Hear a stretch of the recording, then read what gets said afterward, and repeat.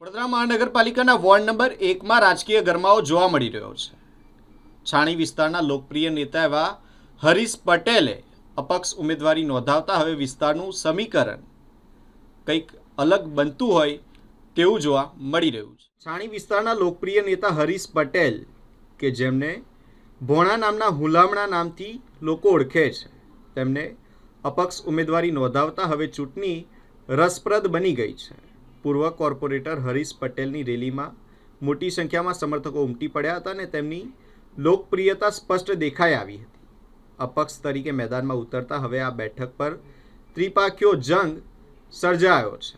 તેમના મજબૂત વોટ બેંકને કારણે કોંગ્રેસ માટે પડકાર ઊભો થયો છે અને ચૂંટણીના સમીકરણોમાં ફેરફાર થવાની શક્યતાઓ વધી છે। વોર્ડ નંબર 1ની અંદર આખા ગુજરાતની અંદર ચાર દરેક વોર્ડ દીઠ બેઠક હોય છે। એમાં 2 બહેનની સીટ હોય, 2 ભાઈની સીટ હોય, પણ વોર્ડ નંબર 1ની અંદર કયા ભાઈઓની અછત પડી હોય એમ કોંગ્રેસે 3 બહેનોને લડાયા છે, મારી ટિકિટ કાપી છે।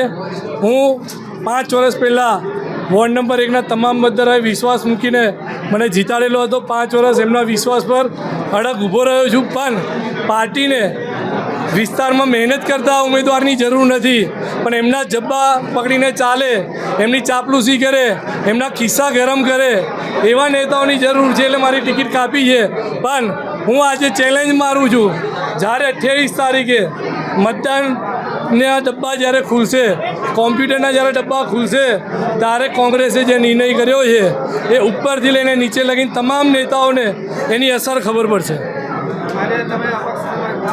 હા, આજે અપક્ષ ઉમેદવારીનું ફોર્મ ભરવા આવ્યા।